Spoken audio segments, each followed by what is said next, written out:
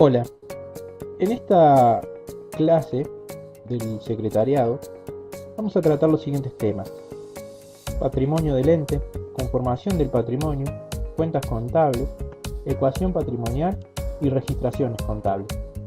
Una vez concluido el desarrollo de los temas, el contenido nos va a permitir entender qué muestra la contabilidad de una empresa y de qué forma lo hace. Lo primero que vamos a ver es cómo se conforma el patrimonio de un ente. El patrimonio de un ente lo podríamos definir como los medios y bienes que una empresa utiliza para realizar sus actividades, es decir, para poder funcionar. Este patrimonio es distinto al patrimonio propio de los propietarios o de los dueños de las empresas. Recordemos, cuando hablábamos de entes, hablábamos de que las empresas eran una persona distinta o que tenían personalidad propia, distinta a la de los socios. Este es un concepto sumamente importante para poder comprender y poder separar el patrimonio de la empresa del patrimonio de los socios. Un vehículo que está puesto al servicio de la empresa y a nombre de la empresa deja de formar parte del patrimonio personal del sujeto para pasar a formar parte del patrimonio de la empresa. Siempre tenemos que tener presente que es importante separar estos dos patrimonios. Como lo dijimos, el patrimonio del ente son el conjunto de recursos y bienes con los que cuenta la empresa para poder funcionar. Esos recursos o bienes no aparecen dentro de la organización de manera mágica, sino que provienen de diversas fuentes, es decir, de distintos orígenes.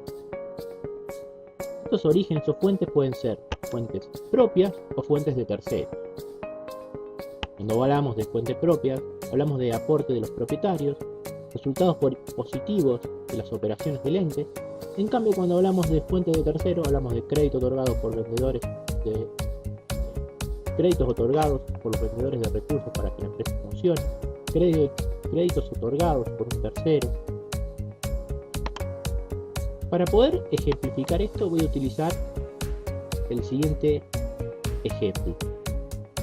Cuando nosotros decidimos comprar un jean en cualquier negocio, tenemos dos opciones: o lo abonamos en efectivo o bien lo sacamos a crédito, ya sea por mediante la tarjeta de crédito o a través de una cuenta corriente.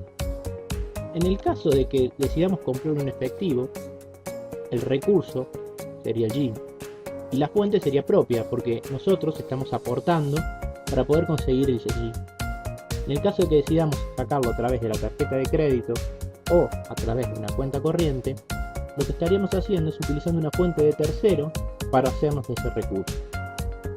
En los dos casos, el recurso ingresa al patrimonio personal, pero el origen o la fuente de ese recurso es distinto.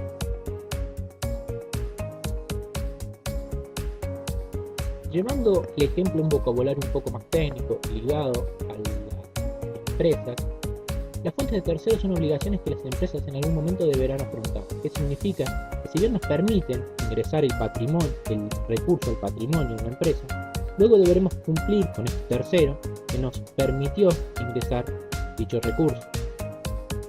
En cambio, las fuentes propias son aportes que hacen los socios o resultados que se obtienen de la actividad de la empresa que son puestos a disposición nuevamente de la organización para poder obtener nuevamente recursos. Siempre los bienes y servicios con los que la organización cuenta van a provenir de alguna de estas fuentes. Necesariamente, para poder ingresar un bien, un servicio, sin ningún lugar a dudas, debe provenir de una fuente de terceros o de una fuente propia. En caso de que no provenga de alguna de estas fuentes, seguramente estaremos infringiendo la ley.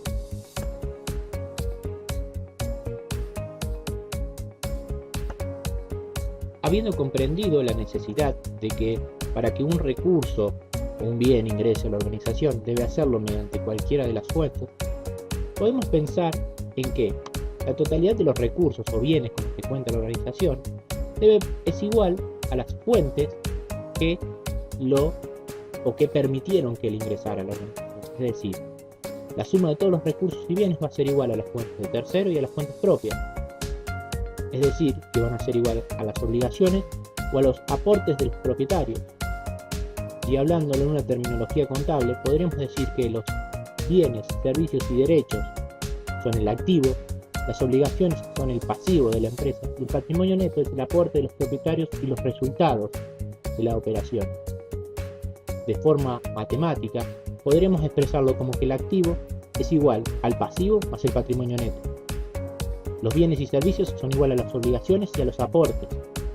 Los recursos son igual a las fuentes de tercero más las fuentes propias. Esto permite o da origen a la ecuación patrimonial fundamental, en la cual el activo menos el pasivo es igual al patrimonio neto.